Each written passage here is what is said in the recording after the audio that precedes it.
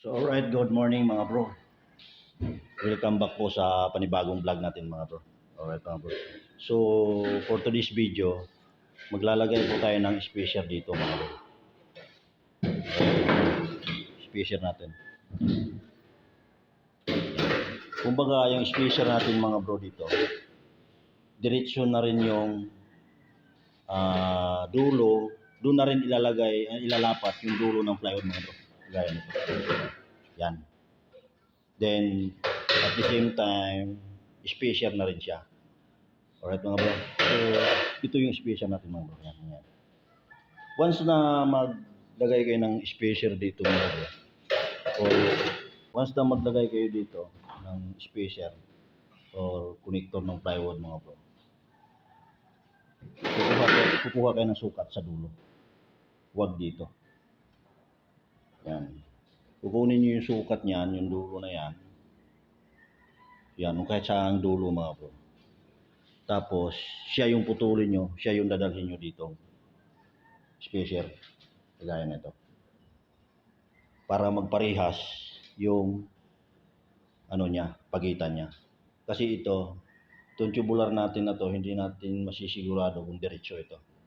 Alright mga bro. Lalong-lalo na pag na-weldingan at hinihigop po ng welding yan mga bro. Yan po yung for this video natin mga bro. Spacer, diretso na siya sa dugsungan ng plywood natin mga bro. Ayan. So, ili-layout muna natin yan mga bro.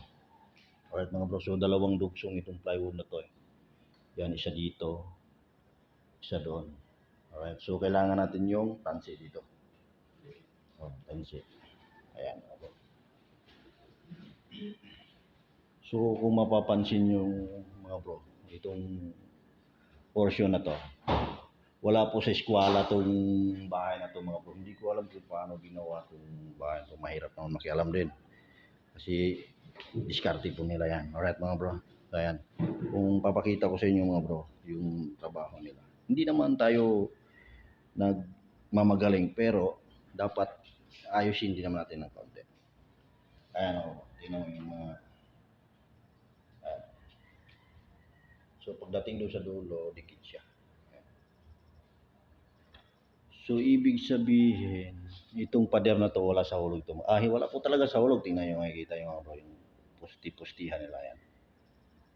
Ayun. Alright mga bro. So ayan. So mahirap naman pakialaman yan trabaho naman nila yan. Nung unang gumawa rito. Ang tutukan lang namin yung gagawin namin dito. Alright mga bro. So ayan. So after dito sa spacer natin mga bro, ang gagawin na naman natin yung stair. Yan.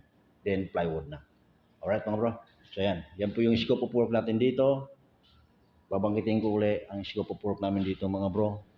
Installation ng sanifa sa labas, yung iniwan ng dating trabador. Then itong tubular, plywood, electrical, tsaka CHB laying. Yan.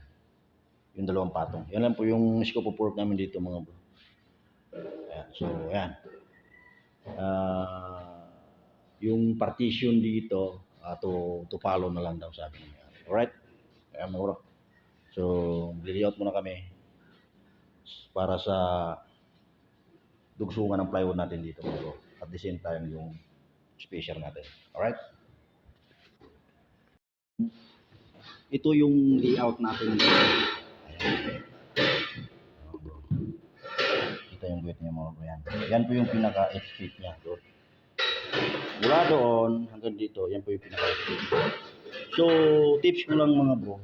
Once na magkabit kayo sa mga ganito, kasi hindi naman mapiperfecto na yung tubular natin ay diretso.